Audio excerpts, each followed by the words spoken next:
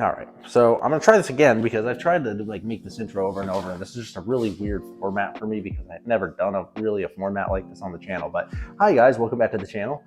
I'm Cody. If you're new here, I just finished my first year of drifting, and I want to talk a little bit about a couple tips that I think would help a lot more people who think it's a cool sport and want to get into drifting make the jump in, whether you're feeling nervous or you don't know what you need.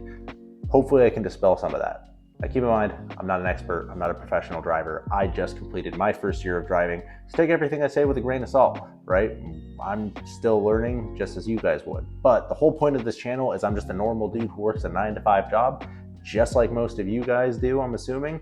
And I'm able to make it work. So you guys can too. Let's go! First thing, if you want to get driving, just get out there and do it. Right? If you feel embarrassed about spinning out, don't. Everybody does it. And realistically, if you spin out and you've made it known during your driver's meeting that it's your first time, most likely people are going to offer to ride along with you and give you advice. I luckily had met somebody through Instagram who was a local. We happen to have matching cars. You guys know him on the channel as Rick James 46, but Rick, he rode along with me for every run of my first event and gave me pointers and told me when to turn and when to gas, and that made it worlds easier for me to understand what my car was doing, right? But that's the first thing, is just get out and do it. Now, what do you need? As far as your car is concerned, you don't need to have your entire suspension completely redone and an angle kit and everything like I did, right? It definitely helps. It makes the car feel a lot more settled, but if you want to get in on a budget and just feel it out, find yourself a rear-wheel drive car with a manual transmission, weld the diff, or have somebody do it for you for a couple $100. And the one thing I would say is definitely a nice thing to have would be a nice set of coilovers. Don't buy anything cheap. Just buy a nice middle ground budget coilover system like BC Racing. I'm running ISCs, Silvers. There's plenty of brands out there who are very, very well known and respected, and they perform really well. But getting your center of gravity lower to the ground and getting a bit stiffer of a spring rate will definitely help you through the corners. As far as needs versus wants, you don't need an angle kit. You may want one.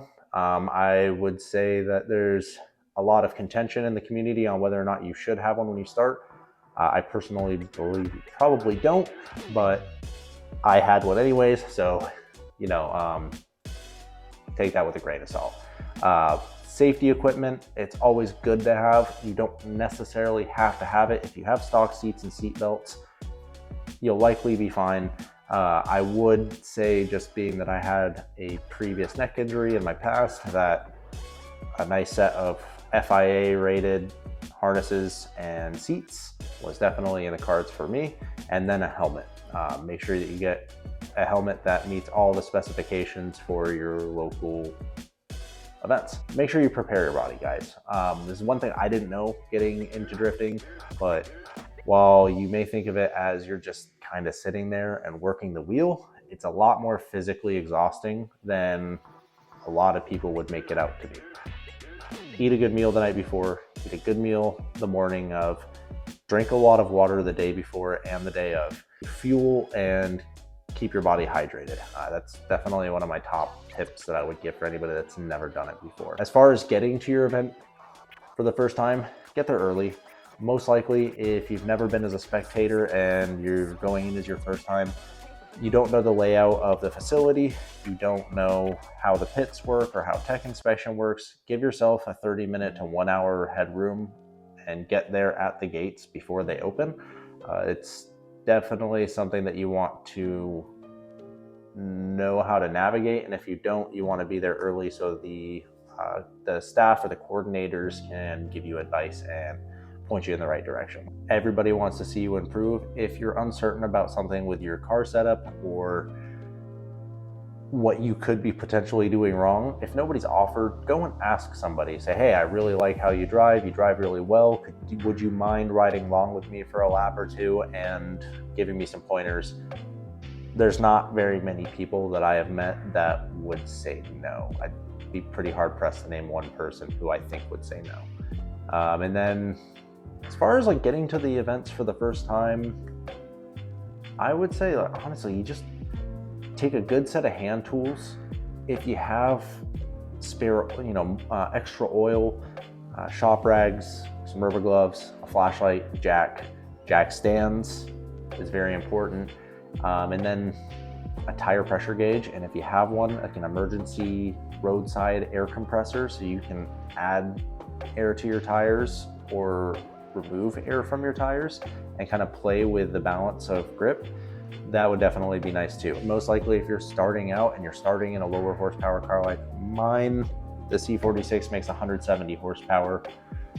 If that was showroom new, so realistically it's probably closer to 155, 160. You're probably going to want to air your tires up a bit, but every car is different, every tire is different, every alignment setup is different. So play around with what works for you, and if you don't know what works for you, try and find somebody local that drives the same thing and can give you some tips, because chances are they started out as a stock platform too. But those would be like my biggest tips as far as getting started in the sport. It's not rocket science, just go out and do it. It's worth it. If you love cars, if you feel like you're gonna like motorsport, if you love watching the sport, I can promise you it's 100 times more enjoyable doing it than spectating. That being said, as far as my first year, we had 6 events. My first few were definitely rough. It was a learning experience, and a lot of it was learning a whole new side of suspension setup that I'd just never done before, or car setup in general, all the way down to tire pressures, camber, caster, knowing how much toe or toe in or toe out you needed to have, or zero toe, which I learned recently wasn't necessarily the best for E46 chassis. There's a lot of things to learn, and the nice thing is, at least out here in Arizona, there's been a lot of people to help kind of point me in the right direction when I've asked. I've been very blessed to meet all of the friendly people that I've met, and to be made to feel like I'm part of the community and the family that is the drift community out here. But yeah, I mean, there's not much else I can say. I'm very excited for 2025. We're definitely going a lot harder this next year. We drove 6 events this year. I'm trying to drive twice as many coming into 2025. So if we can hit 12, awesome. If more stuff comes up and we're able to swing it, great. But it is drifting and things do happen. So I'd be happy with 10. We have a few really cool announcements coming up to make on the channel. We are trying to cage so we can tandem. That being said, I'm going to be putting the LS on the back burner for a little bit longer. I know I've been talking about we're going to start building the LS on the channel. After talking to a couple people who really know what they're talking about, I've decided that it's going to be a much better decision for myself to make, to just cage the car and start tandeming with the power we have, for 2 reasons. A, content, right? I'm making YouTube content. Let's be honest, there's not a whole hell of a lot more I can do to the car right now as it sits, aside from swap in a more powerful engine and start driving a faster car. But the problem that lies within that is the fact that if I do that, I'm still just running solo runs, and that can kind of get old after a while. So that being said, here in the next couple months, we're going to be putting a cage in the car. I want to learn as much as I can, as fast as I can. A cage is the way to do it, because then I can chase down faster guys than myself, which will help me learn how to adjust my line and how to keep close to the person in front of me.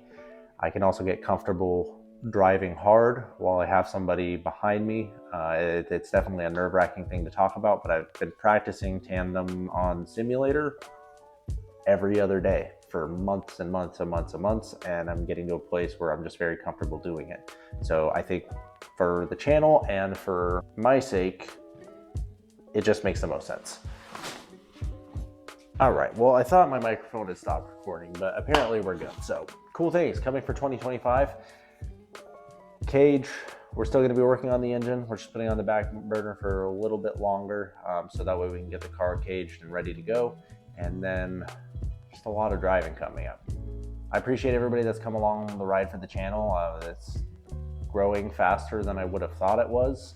I'm getting to drive cooler events than I thought I would. I'm getting way cooler media than I ever would have thought possible in my first year. And I have a lot of people to thank for it. All of the local media people who have supported just by capturing the car. My wife, who's pushed me to go to events and drive harder and experience the sport and all that it has to give.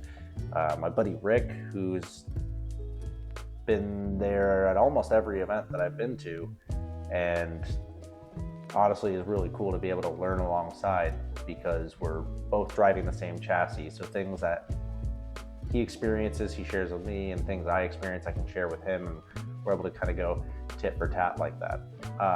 Austin Phipps, super cool dude. Him helping me out with getting the suspension dialed in on the car is just, he was able to help me get the car driving better than it ever has, and has since given me a lot more advice as far as what I can do with my program to excel even further into the sport. Again, thank you guys for all tuning in and showing up every week. I appreciate you all. I really do enjoy making these videos. It's something that gives me something to do when I'm not able to turn a wrench on the car every single day or drive every single weekend. And it really has been a cool year, for sure. Excited to see what 2025 brings. But yes, if you guys have never driven before, at least now you have a little bit of a perspective from a person who's never driven on the track before this year, and is now very much looking forward to doing more and more as time goes by. But a little bit of a shorter one this week, guys. It's not a whole lot of like actual car content, but I appreciate you guys as always for tuning in. You all stay easy. Until I see you next time. Peace.